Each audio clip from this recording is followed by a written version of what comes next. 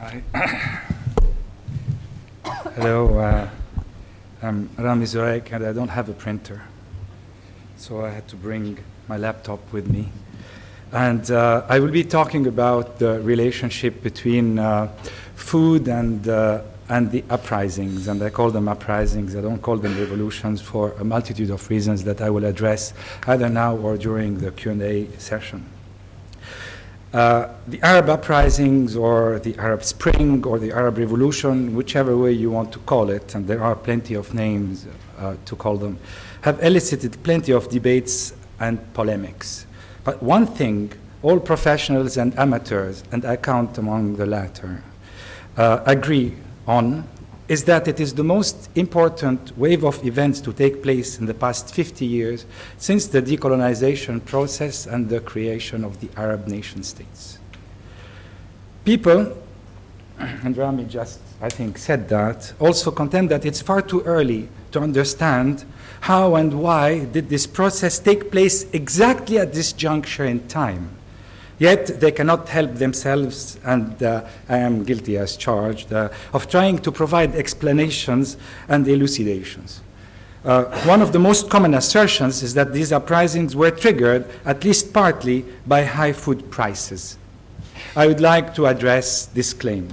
By the way, it comes from the fact that if you Google food and Arab today, you probably will have about 100,000 hits attributing high food prices, the uprisings to the high food prices. Just try it. It's really entertaining if you're into food, the food business, as I am.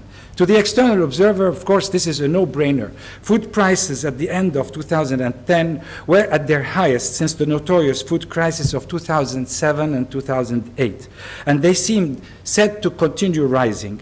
Experts from international organizations, think tanks, and NGOs were sternly warning of a global food crisis which could degenerate into violent protests. The crisis of 2007-2008 had led to global social distress and to political unrest. And while governments had taken some measures, these appeared to analysts to be insufficient.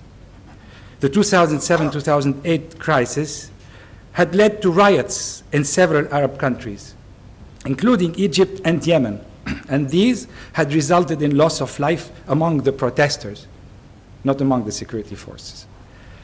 There had already been, in 2010, street protests in Mozambique associated with food prices, which had been violently quelled, and there had been loss of life. The Arab world was expected to erupt. After all, there was a history of bread riots. These had happened in Tunisia and in Jordan in the 1980s as a response to the IMF-imposed structural adjustment policies. They had happened in 2008. They will happen again. This was the logic. Now, why is the Arab world so prone to bread riots, as they are called? Well, the Arab world is the most food imports dependent region in the world. Figures vary between 80% of the food that we consume is imported to 50% of the calories we consume is imported. But whichever figure one uses, the situation is the following. We are the largest importer of food in the world. Egypt is the largest global wheat importer. Yet, we are also the cradle of agriculture. This is where agriculture started.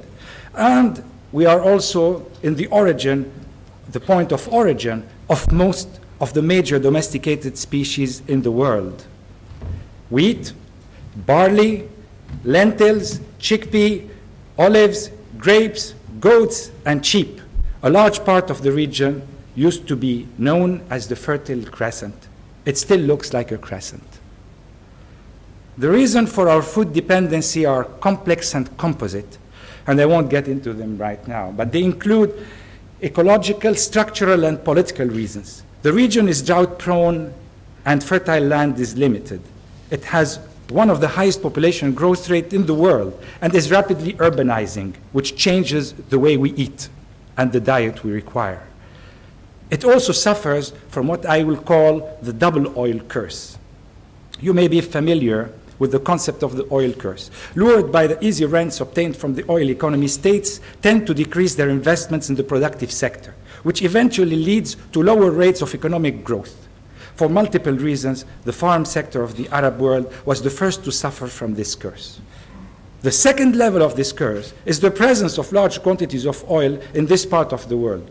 More than 35% of global oil reserves, and Saudi Arabia is what we call the last swing producers.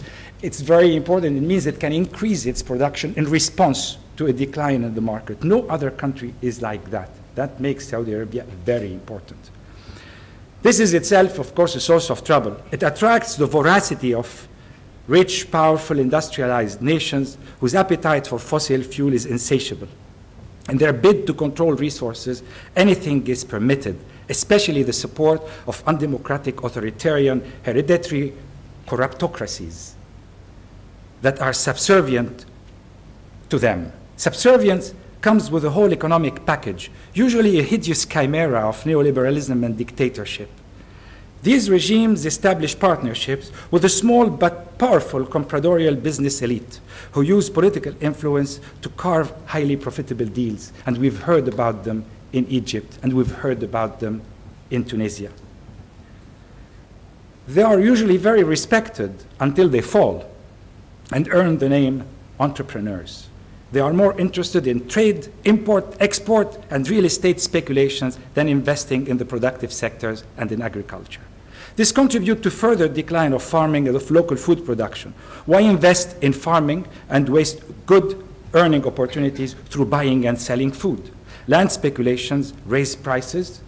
It causes in Egypt, for example, it caused the reversal of the agricultural reforms when the land rent were liberated over a period of 5 years, and small farmers could not afford anymore renting the land that they produce food on, and they found themselves migrant first into the suburbs of Cairo and then into Tahrir Square.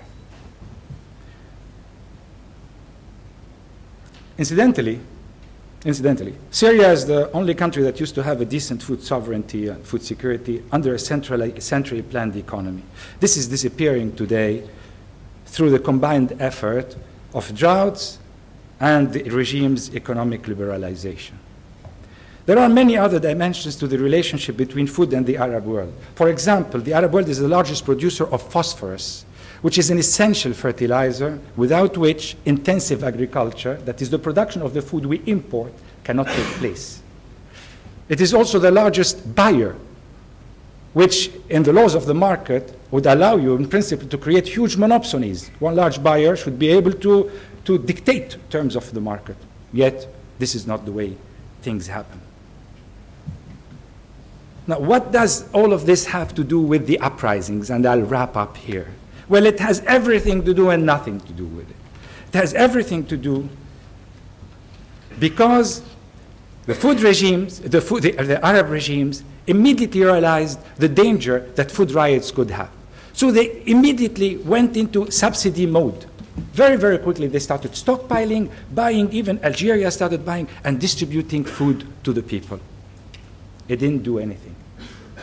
Food was not lacking at the prices. I mean, prices increased. And food was used to mobilize people to move into the Tahrir squares of the Arab world. But even when food was made available, people still rose. They rose against that same class of people who controlled the regimes and created the inequalities.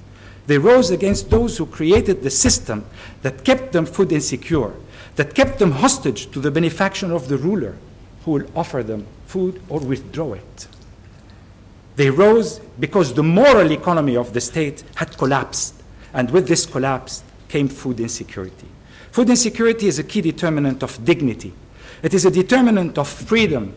It is a basic right, not a charity. People want food security because it's a component of citizenship. We are not bellies waiting to be fed. We are humans seeking freedom. This is the relationship of food with the uprising from the point of view of the protesters. But there's another side to these things. Regime comes, regimes go, but the problems remain.